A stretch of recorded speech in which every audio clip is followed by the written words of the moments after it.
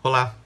Hoje nós vamos meditar sobre a liturgia do domingo 16 de maio, domingo da Ascensão, usando o texto do Evangelho de Marcos, capítulo 16, do versículo 15 ao 20. Marcos, nesse texto, narra o momento da Ascensão, mas com certos traços particulares, como, por exemplo, o fato de que a Ascensão não é um abandono e nem é simplesmente o arrebatamento de Jesus Cristo ao céu.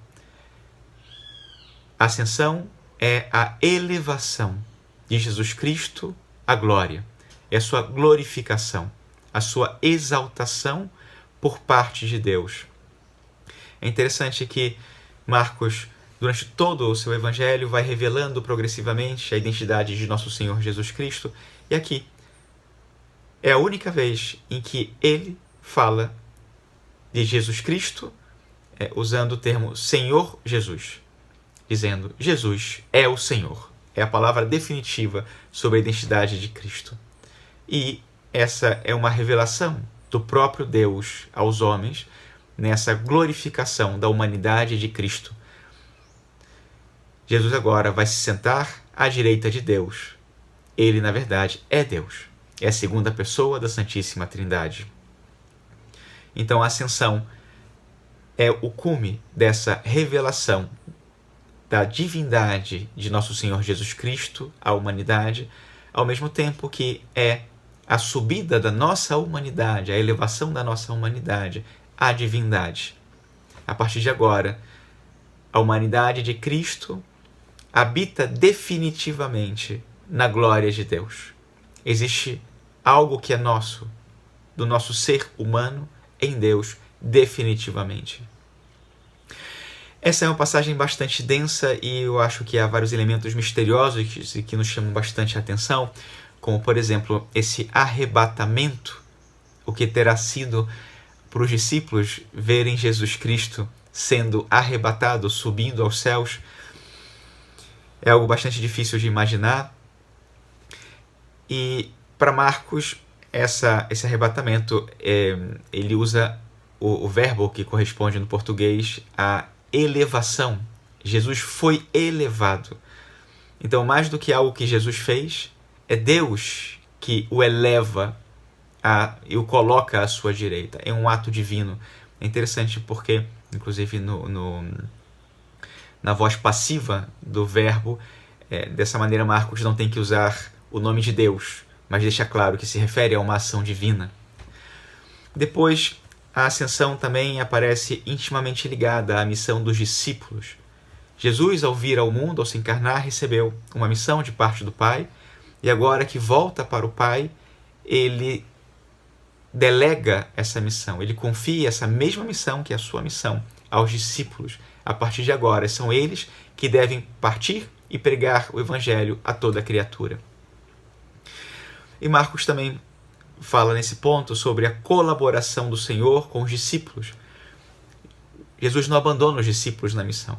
Ele os acompanha e fala dos vários sinais e fala de Deus que permanece com eles para então, a partir de agora, aqui começa a missão da igreja, aqui começa a era do Espírito Santo atuando através da igreja.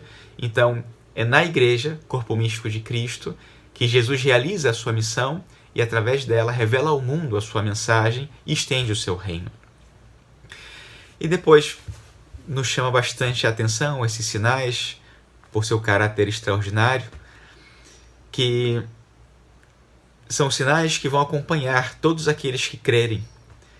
E são sinais, na verdade, esse é o significado aqui, de uma grande fé e de uma grande confiança no Senhor, na sua ação poderosa que realiza a salvação. É uma ação extraordinária e, por isso, requer sinais extraordinários. Claro, o extraordinário é muito mais ação do que os sinais, mas, por isso, esses sinais estão, de uma maneira, tentam ser proporcionais a essa ação de Deus e, por isso, eles são sinais especiais, extraordinários. Aqueles que se encontraram com o ressuscitado e que receberam, ou que vão receber o Espírito Santo, eles têm de Deus esse poder para realizar essa missão e, por isso, esses sinais acompanham a esses fatos, esses atos dos apóstolos. Eles são, na verdade, sinais, esses sinais são sinais da presença do Todo-Poderoso e são sinais da misericórdia de Deus que atua no mundo. Cristo quer que a sua salvação chegue ao mundo inteiro e, a partir de agora, ele o fará através dos seus discípulos que participam da sua missão. E, para terminar, nós podemos dizer que não é só na missão que os discípulos vão experimentar uma nova maneira de se relacionar com o nosso Senhor. É na sua própria vida, e é especialmente dentro da sua alma e dentro do seu coração, e em cada momento. Deus, a partir de agora, tem um coração humano que habita a eternidade e que está com Ele para sempre. Ele conhece a nossa experiência humana, conhece as nossas dores, os nossos sentimentos, as nossas alegrias. Ele sabe o que nos faz felizes como homens, como seres humanos. Não é necessário que nós até digamos ao Senhor o que nós sentimos, e não é aceitável mais que nós pensemos que o Senhor não nos entende. Ele tem um coração humano. Ele sabe o que nós passamos. O nosso coração está nele. A nossa humanidade está nos céus junto com ele. Então, peçamos ao Senhor também que o seu coração, divino e humano, esteja sempre conosco e faça sempre com que nós vibremos sempre com o amor dele e nos responsabilizemos também pela missão que ele nos confiou de revelar esse amor ao mundo inteiro. Assim seja.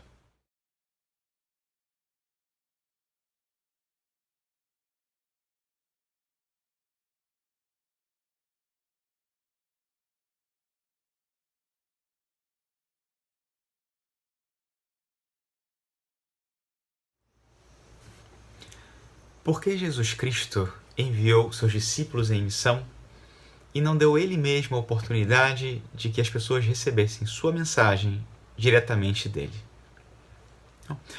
No fundo, é um mistério.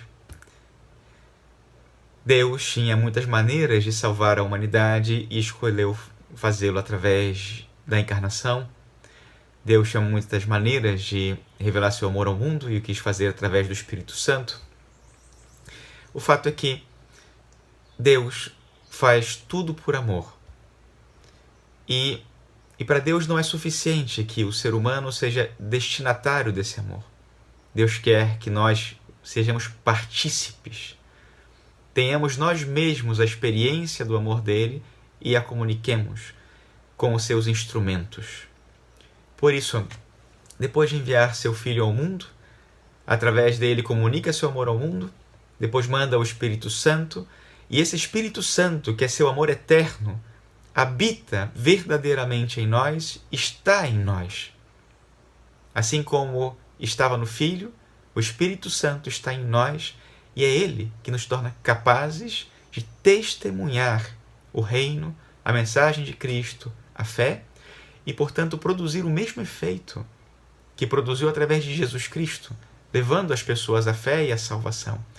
Não porque nós temos a capacidade de fazê-lo, mas porque Deus, a graça dele em nós, pode levar os homens à salvação. A segunda reflexão é: normalmente não vemos os sinais descritos por Cristo quando nós comunicamos o reino, quando nós anunciamos o Evangelho, como nós vemos aqui, que ele disse que aconteceria no Evangelho de Marcos, né? Esse também é um mistério. Nós talvez preferíssemos que a mensagem fosse acompanhada por sinais espetaculares para convencer as pessoas da autenticidade da fé.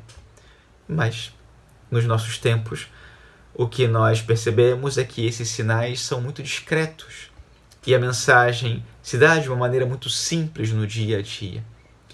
Mas não é a simplicidade que faz com que a mensagem seja menos autêntica, pelo contrário. Porque o amor é simples. Então, esse amor de Deus em nós, que o Espírito Santo nos concede, é o que vai dar força ao anúncio e produzir os sinais que vão convencer ao mundo da sua verdade. E um sinal muito especial é a caridade.